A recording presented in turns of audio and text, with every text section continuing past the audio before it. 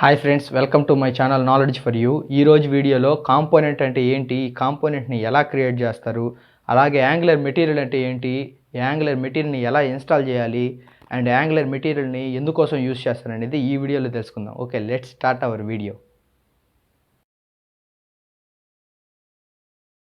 First of all, what is a component? Components are the main building blocks for a Angular application.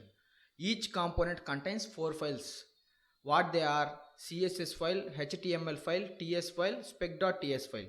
ఈ CSS ఫైల్లో ఆ కాంపోనెంట్కి సంబంధించిన CSS related కోడ్ని మనం రాస్తాం అనమాట. అలాగే ఈ హెచ్టిఎంఎల్ ఫైల్లో హెచ్టిఎంఎల్ రిలేటెడ్ కోడ్ని మనం ఈ హెచ్టిఎంఎల్ ఫైల్లో రాస్తాము.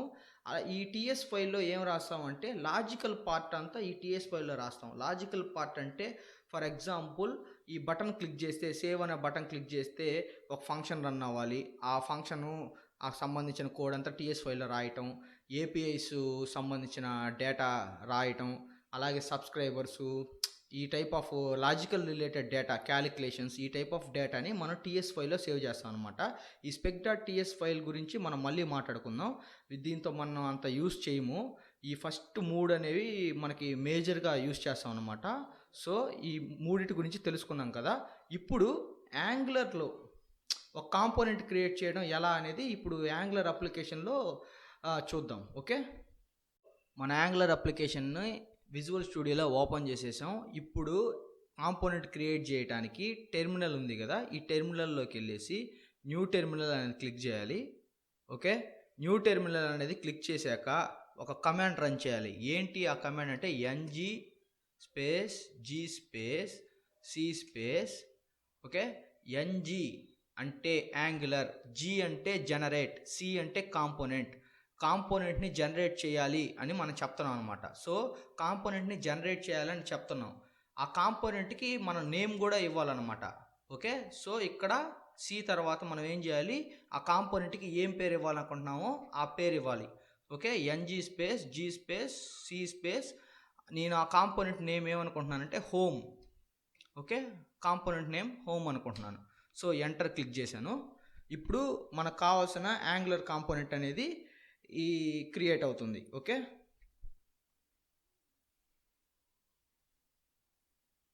ఈ కాంపోనెంట్ స్ట్రక్చర్ అనేది ఎప్పటి నుంచి వచ్చింది అంటే యాంగులర్ యొక్క లేటెస్ట్ వర్షన్ నుంచి. లేటెస్ట్ వర్షన్ అంటే అబోవ్ ద 3.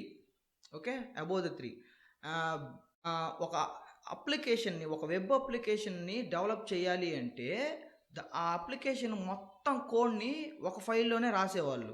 సో అలా రాయడం వల్ల ఏంటి అంటే చాలా సమ్ ఇష్యూస్ అనేవి ఫేస్ చేయాల్సి వచ్చేది అనమాట. అండ్ రీయూజబిలిటీ అనేది కూడా కొంచెం తక్కువగా ఉండేది. సో వీటిని ఓవర్కమ్ చేస్తూ యాంగులర్ యొక్క కొత్త వర్షన్స్లో ఈ కాంపోనెంట్ బేస్డ్ స్ట్రక్చర్ని యాంగులర్ అనేది తీసుకొని వచ్చింది. సో ఈ విధంగా కాంపోనెంట్ బేస్డ్ స్ట్రక్చర్ని తీసుకురావడం వల్ల అడ్వాంటేజ్ ఏంటి అంటే, ఫర్ ఎగ్జాంపుల్ ఒక వెబ్సైట్ క్రియేట్ చేయాలనుకున్నాం. ఆ నార్మల్గా వెబ్సైట్కి ఏమేమి ఉంటాయి, ఒక హెడరు, ఫూటరు, మిడిల్లో మెయిన్ బాడీ కంటెంట్ ఉంటుందన్నమాట. సో ఈ పాత యాంగులర్ జేఎస్ స్టార్టింగ్ వర్షన్స్లో ఇలాంటివి ఒక వెబ్సైట్ని తయారు చేయాలి అంటే ఆ హెడర్కి సంబంధించిన కోడు, టూల్ బార్కి సంబంధించిన కోడు, ఓకేనా, హెడరు, ఫూటరు, మెయిన్ కంటెంట్ అన్నిటి కోడు కలిపి ఒక దగ్గరే రాసేవాళ్ళు. సో ఇలా రాసినప్పుడు ఏంటి అంటే మనకి ఒక పర్టిక్యులర్ సంబంధించిన దాని కోడే కావాలి, దాన్ని ఎక్కడైనా యూజ్ చేయాలి అంటే కొంచెం ఇబ్బందిగా ఉండేదన్నమాట.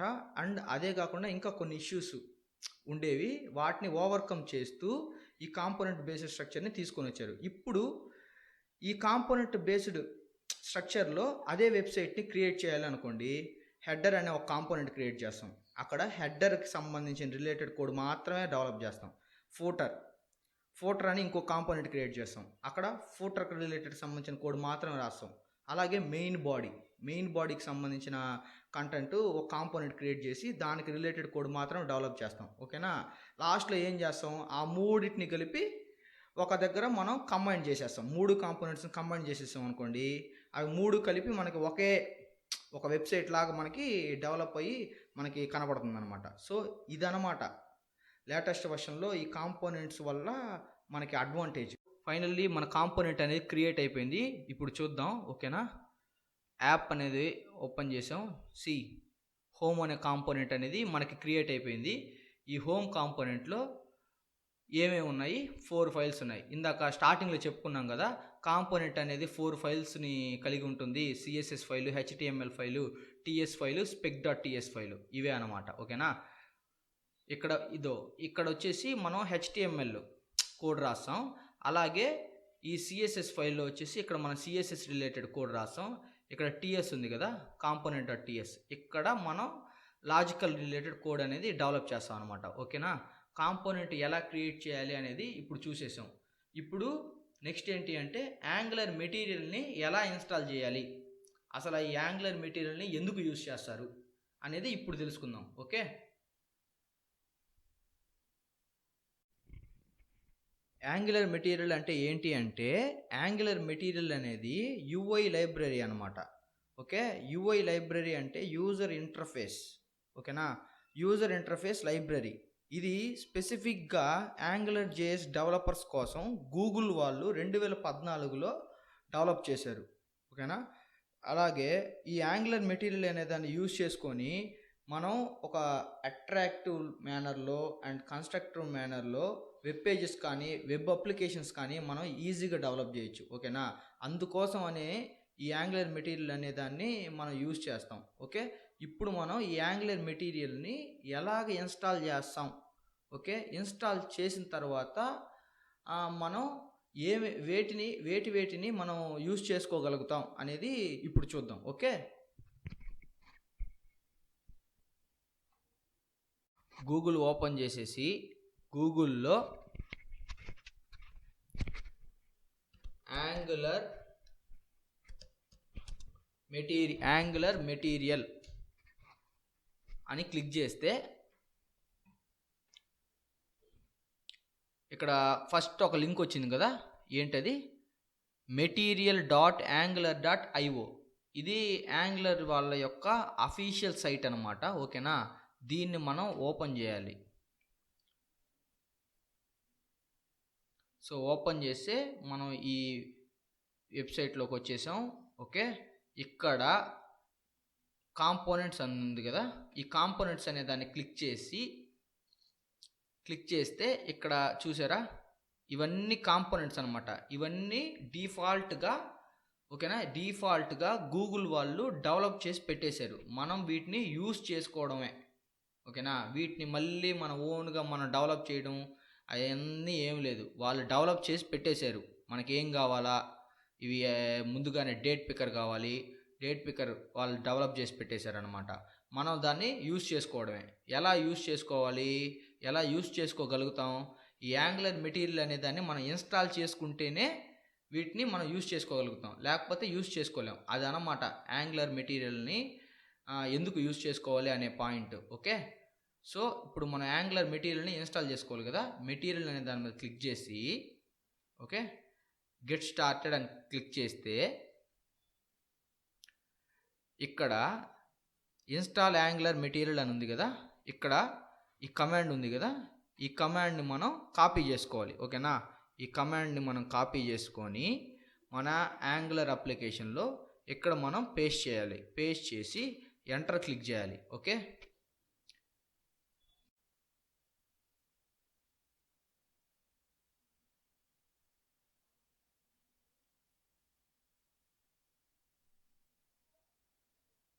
సో ఇలాగా యాంగులర్ మెటీరియల్ అనేది ఇన్స్టాల్ అయ్యేటప్పుడు మనల్ని ఆప్షన్స్ అడుగుతుంది. ఓకేనా. ఏ ఆప్షన్ కావాలో మనం దానికి తగ్గట్టు మనం సెలెక్ట్ చేసుకోవచ్చు. సో నేను ఇండిగో పింక్ అనేదాన్ని సెలెక్ట్ చేసుకుంటున్నా. అలాగే మెటీరియల్ టైపోగ్రఫీ స్టైల్స్ అనేవి కావాలా వద్దా అని అడుగుతుంది అనమాట. సో నాకు కావాలి, ఎస్ అని మనం ఎంటర్ చేయాలి.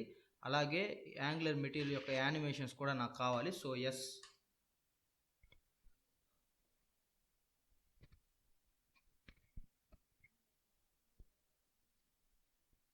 ఇప్పుడు టోటల్గా యాంగులర్ మెటీరియల్ అనేది ఇన్స్టాల్ అవుతూ ఉంది, మనం సెలెక్ట్ చేసుకున్న ఆప్షన్స్ని బట్టి. ఓకేనా.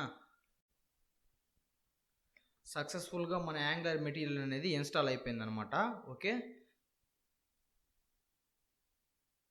సో ఇప్పుడు యాంగులర్ మెటీరియల్ అనేది ఇన్స్టాల్ అయిపోయింది కదా, ఇప్పుడు మనం ఈ కాంపోనెంట్స్ని యూజ్ చేసుకోగలుగుతాం. ఓకేనా. ఫర్ ఎగ్జాంపుల్ ఈ బటన్స్ అనేదాన్ని నేను క్లిక్ చేస్తున్నా. ఈ బటన్స్ ఉన్నాయి కదా, ఇక్కడ చాలా టైప్ ఆఫ్ బటన్స్ ఉన్నాయన్నమాట. Basic, raised, stroked, flat, icon buttons, okay, icon related buttons అనమాట. అలాగే ఫ్యాబ్, మినీ ఫ్యాబ్ అని డిఫరెంట్ టైప్స్ ఆఫ్ బటన్ని వాళ్ళు డెవలప్ చేసి పెట్టేస్తున్నారు. వీటిని మనం వాడుకోవాలనుకుంటున్నాం.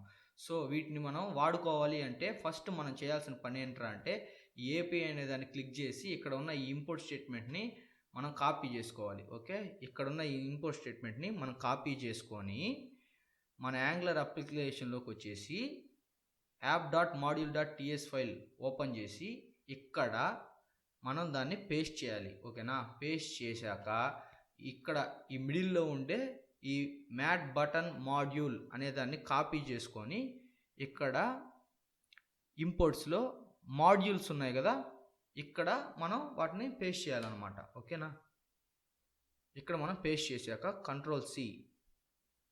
కంట్రోల్ ఎస్ సేవ్ చేసేసి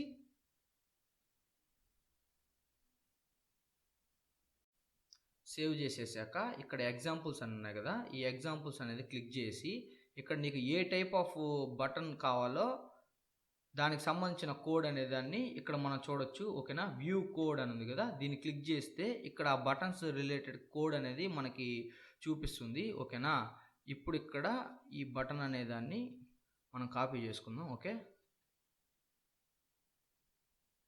కాపీ, ఇక్కడ home.component.html ఉంది కదా, ఇక్కడికి వచ్చేసి దీన్ని ఇక్కడ రిమూవ్ చేసేస్తున్నాను. ఓకే, రిమూవ్ చేసేసి ఈ బటన్కి సంబంధించిన కోడ్ అనే దాన్ని పేస్ట్ చేశాను. కంట్రోల్ ఎస్, ఓకే, సేవ్ చేశాను. ఏ టైప్ ఆఫ్ బటన్ ఇక్కడ నేను పెట్టాను, మ్యాట్ రైజ్డ్ బటన్ అనమాట. ఓకేనా, దీన్ని ఇప్పుడు మనం అవుట్పుట్లో చూడాలి అన్నప్పుడు మనం ఏం చేయాలి అంటే app.component.html ఉంది కదా, ఇక్కడికి వచ్చేసి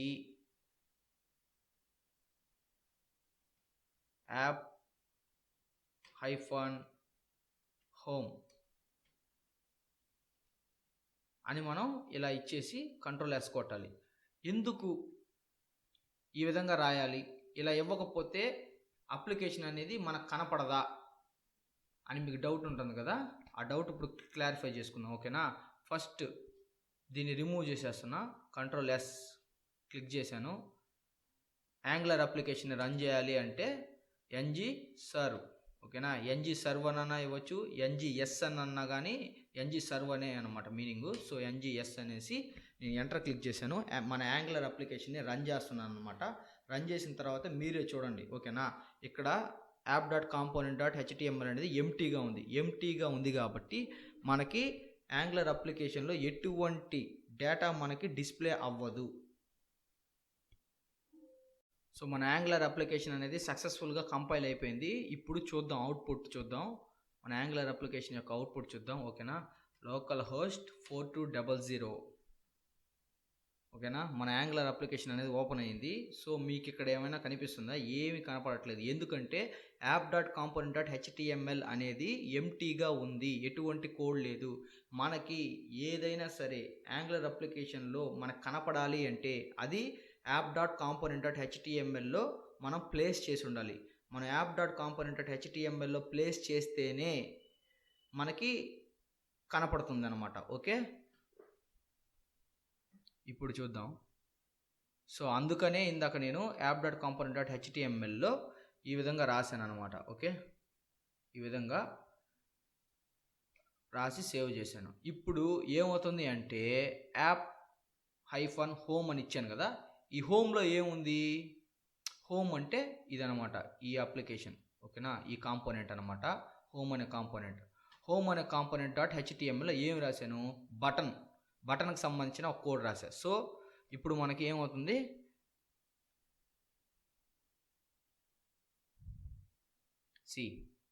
మనకి ఇప్పుడు బటన్ కనిపించింది, చూసారా? అలాగా మనం ఏ కాంపోనెంట్లో రాసిన డేటా అయినా సరే మనం చూసుకోవాలి అనుకుంటే ఆ app.component.htmlలో ఖచ్చితంగా మనం ప్లేస్ చేసి ఉండాలి, లేకపోతే మనకి కనపడదు. ఓకే, సో ఈ విధంగా మనం యాంగులర్ మెటీరియల్ని యూజ్ చేస్తాం అనమాట. ఓకేనా. ఇక్కడ బ్లూ కలర్లో ఎందుకు కనపడుతుంది అంటే ప్రైమరీ అనేది యూజ్ చేసాం కాబట్టి మనకి బ్లూ కలర్లో కనపడుతుంది అనమాట. మనకి ఈ బ్లూ కలర్ కాకుండా మనకి ఇంకా డిఫాల్ట్గా కొన్ని కలర్స్ ఉన్నాయి. ఆ కలర్స్ ఏంటి అంటే ఇక్కడ చూద్దాం ఏమేం కలర్స్. సి ప్రైమరీ అంటే బ్లూ కలర్, యాసెంట్ అంటే పింక్, వామ్ అంటే రెడ్. ఓకేనా. ఈ 3 కలర్లని మనం యూజ్ చేసుకోవచ్చు అనమాట. ఎలా యూజ్ చేయాలి అంటే ఇక్కడ ప్రైమరీ అని ఉంది కదా, ఈ ప్రైమరీ అనేది తీసేసి యాసెంట్, ఈ కలర్ యాట్రిబ్యూట్కి యాసెంట్ అని మనం కానీ ఇచ్చామంటే control yes,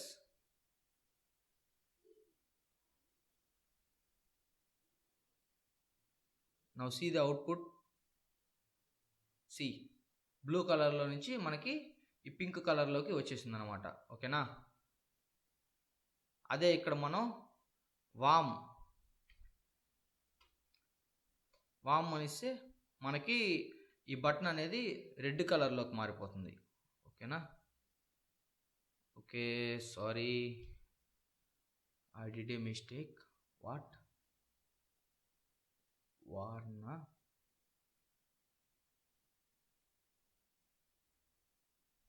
warn, it's not a warn. ఓకేనా.